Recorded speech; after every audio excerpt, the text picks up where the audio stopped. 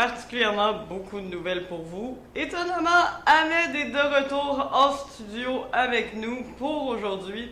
Je vais vous parler de GTA 6 qui a eu des updates sur son développement et son contenu. Également de Tamara Lich qui a été libérée sous condition.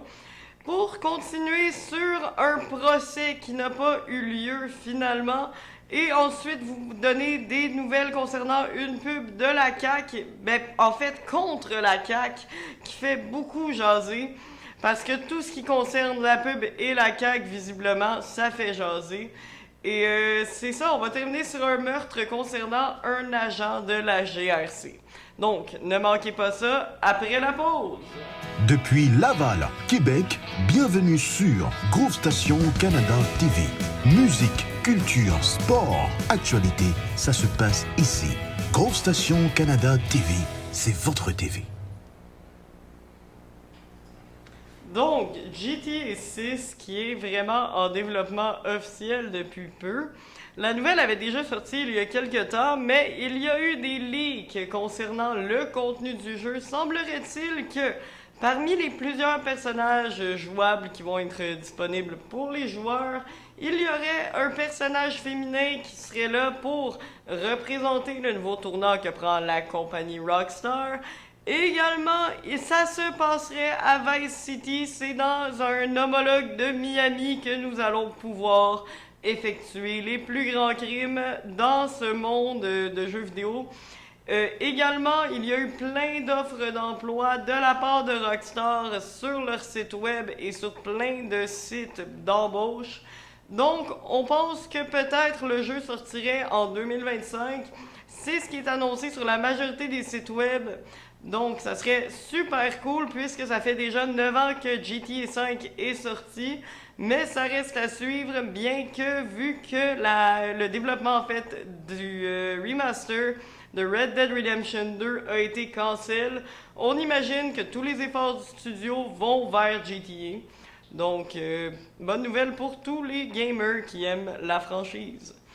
Tamara Lich a été libérée hier, en fait, sous condition, parce qu'elle avait été réarrêtée en juin, suite à une conversation qu'elle avait eue avec un autre organisateur du convoi lors d'un gala de remise de prix. Semblerait-il que le tribunal avait décidé, avant qu'elle passe en cours, de la garder enfermée, puisqu'elle n'avait parlé d'autres sujets que du dit tribunal. Par contre, le juge a stipulé qu'il s'agirait d'une erreur au niveau de la loi, puisqu'il n'y avait aucune mention au fait que Mme Lich devrait ne parler que du tribunal si elle se retrouvait à être en contact avec d'autres individus concernés dans l'affaire. Le juge stipule également que si Mme Lich se ferait arrêter une troisième fois, il serait très peu probable qu'elle puisse s'en sortir aussi facilement encore, mais elle est enfin libérée et c'est la fin d'une saga pour le convoi de la liberté d'arrestation, de libération d'arrestation qui n'arrêtait plus déjà depuis 6 mois. Troisième nouvelle, il y avait en fait un tribunal qui était prévu hier pour parler de la légitimité au niveau de la Charte constitutionnelle des droits des Canadiens du passeport vaccinal ontarien.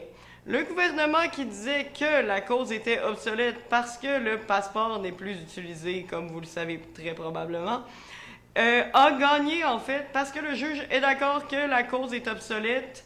Les défendants qui sont en adversaire avec le gouvernement sont plutôt déçus de cette réponse du tribunal puisqu'ils voulaient présenter leur cause depuis déjà plusieurs mois et qu'également ils ont peur que le gouvernement réamorce une campagne incluant un passeport vaccinal dans les prochains mois et que cette cause aurait pu permettre un débat qui n'aura pas lieu avant plusieurs moments si jamais il y a réimplantation. Donc, c'est une défaite pour ce collectif de personnes ontariennes qui voulaient faire face au gouvernement canadien dans cette affaire. Également, une nouvelle concernant une pub de la Fédération des travailleurs du Québec. C'est une pub qui a coûté 150 000 c'est une pub en fait contre la CAQ parce que la Fédération des travailleurs du Québec considère que le gouvernement de la CAQ serait antidémocratique et qu'il est le devoir de chaque Québécois de réellement imposer le bilan des actions posées par le gouvernement depuis le début de leur mandat. Plusieurs trouvent que cette pub est un peu agressive, mais la fédération dit qu'elle l'assume totalement et qu'elle n'a pas peur de perdre l'appui de certains de ses membres, bien que certains d'entre eux votent pour la CAQ. Donc, c'est une pub qui fait jaser, tout comme la pub de la CAQ que je vous ai parlé la semaine dernière, mais celle-ci pour des raisons bien différentes, comme vous pouvez le constater. Pour terminer, il y a eu en fait un incident tragique qui s'est produit dans la nuit hier vers 2 heures du matin. C'était l'homicide d'une femme et d'un homme de 15 ans qui a été perpétré par un agent de la GRC selon les sources des journaux La Presse et le Journal de Montréal. En fait, c'était l'agent Abdou Thiam qui aurait causé la mort de sa femme ainsi que de son fils. Il y avait également une fillette de 8 ans qui était présente dans la maison au moment de l'incident, mais elle n'est pas blessée, heureusement. C'est l'homme lui-même qui a appelé les autorités vers 2 heures du matin pour signaler son propre crime, disant qu'il avait commis l'irréparable. Il se tenait devant le porche de sa maison avec l'arme du crime dans les mains. Les agents de la GRC ont dit avoir tenté de l'immobiliser avec un taser. Malheureusement, ça n'a pas fonctionné et ils ont donc fini par abattre l'homme à coups d'armes à feu. C'est donc une histoire tragique qui s'est terminée dans la nuit d'hier. Et nous souhaitons bon rétablissement et également les condoléances à toute la famille des personnes touchées par le drame. Maintenant, c'est au tour d'Ahmed de vous parler des sports. Alors Ahmed, de quoi tu nous parles aujourd'hui? Merci beaucoup, Gab. Donc, je suis de retour en studio avec vous aujourd'hui pour faire un petit recap de ce qui s'est passé dans les Jeux du Québec depuis le début. On est à la mi-chemin vers la fin, donc c'est vraiment le fun de revenir ici voir mes collègues. Mais je vais faire un petit récapitulatif de ce qui s'est passé, surtout les classements en ce moment par région. Donc, la Rive-Sud en ce moment qui domine complètement le Jeu du Québec avec 52 médailles, 18 d'or, 20 d'argent ainsi que 14 de bronze, suivi de vraiment pas de proche, là. On parle de 39 médailles pour Capitale-Nationale, donc la région de la ville de Québec. 9 d'or, 18 d'argent ainsi que 12 de bronze. Et ensuite, en troisième place, il y a Montréal qui arrive avec 32 médailles, 13 d'or, 7 d'argent ainsi que 12 de bronze. Et notre ville de Laval qui arrive en cinquième position avec 19 médailles ainsi dont 10 d'or. Pour la ville de Laval, en ce moment, le sport qu'on domine le plus en ce moment, c'est de l'athlétisme. Donc, des 14 médailles que la ville de Laval a pu obtenir, 14 sont dans la catégorie d'athlétisme, 7 d'or, 6 d'argent et 1 de bronze pour 2075 points. Donc, c'est un peu répertorié par points ainsi que par médaille. Je vous conseille d'aller sur le site du Jeu de Québec Laval, qui va être dans la description de cette vidéo pour obtenir les résultats ainsi que les classements des régions dont vous faites partie. Une des meilleures performances par rapport à l'athlétisme par la ville de Laval, donc qui obtient la 3e place en ce moment pour l'athlétisme, juste derrière Chaudière-Appalaches et la surpuissante équipe de la Rive-Sud qui domine donc pas mal toutes les catégories de sport confondus.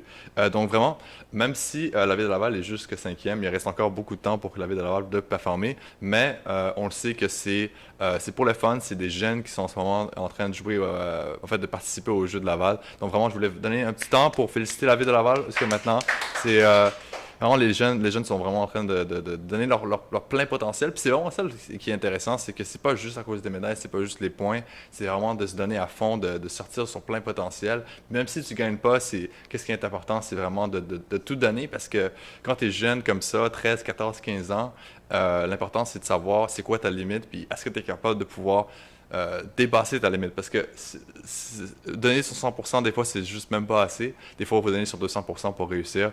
Puis, j'ai pu le voir depuis le début des Jeux du Québec, que les jeunes, oui, c'est pour le fun, mais on peut voir que l'esprit de compétition est là, puis ils veulent performer le plus qu'ils sont capables de faire. Je vous fais un petit récapitulatif, l'horaire des compétitions. Donc aujourd'hui, on est mercredi le 27 juillet. En ce moment, il y a du golf qui joue. C'est la finale la finale de golf qui va jouer mercredi, jeudi, vendredi. Ensuite, vous avez du soccer qui va se jouer toute la semaine à Auteuil, au centre Bois de Boulogne, mais aussi la finale de soccer qui va être samedi et vendredi qui va être la demi-finale, samedi qui va être la finale. Ensuite, vous avez du softball aujourd'hui jusqu'à 17h. Et aussi demain, c'est la finale du softball jusqu'à 19h. Vous avez du tir à l'arc pas mal toute la journée, aussi demain. Donc demain, c'est la finale pour le softball, si vous êtes intéressé. C'est au parc Rosaire-Gauthier. Ensuite, vous avez aussi du tir à l'arc qui va jouer au parc Lévis-Paquette pour les 3 prochains jours. Vous avez aussi du triathlon qui va se jouer jusqu'à samedi. Ça va être la finale. Le triathlon, vous allez pouvoir le voir au centre de la nature. Vous avez du vélo de montagne si vous venez de Terrebonne ou vous venez de Laval, c'est assez proche, mais c'est à Terrebonne que ça se joue. Et ça va se jouer jusqu'à samedi et ça se joue de 9h à 11h30 si vous êtes intéressé. Et ensuite, il y a du volleyball qui va se jouer aujourd'hui et demain. C'est la finale. Donc, si vous voulez voir la finale, vous pouvez vous diriger vers le Collège Laval à Saint-François. Collège Laval, juste pour vous dire, c'est un super établissement, incroyable. Les infrastructures sont de haut de gamme. Et le quartier Saint-François qui est vraiment, vraiment, vraiment beau. Donc, si vous voulez vous diriger vers un des sports, je vous conseille de peut-être aller voir du volleyball au Collège Laval. C'est un super beau coin à Saint-François. Donc, sur ce, merci beaucoup d'avoir suivi ce segment du sport. On va continuer notre survol, notre analyse des différents sports dans le reste de la semaine. Donc, ne ratez pas les prochains épisodes pour voir différents sports qui jouent à Laval. Puis aussi, si vous avez une région en particulier que vous voulez suivre, vous avez un ami, quoi que ce soit, n'hésitez pas à nous mettre dans les commentaires et puis on va pouvoir aller les suivre et vous donner certaines nouvelles. Sur ce, merci beaucoup d'avoir suivi ce bulletin du midi. C'était Ahmed et Gab pour le bulletin du midi. Et n'hésitez pas à laisser un j'aime si vous avez apprécié cette vidéo, à partager avec tous vos amis, à vos proches, aux athlètes, aux différents organismes. Ce serait vraiment apprécié. Et vous abonner si ce n'est pas déjà fait. Passez une très belle fin de journée.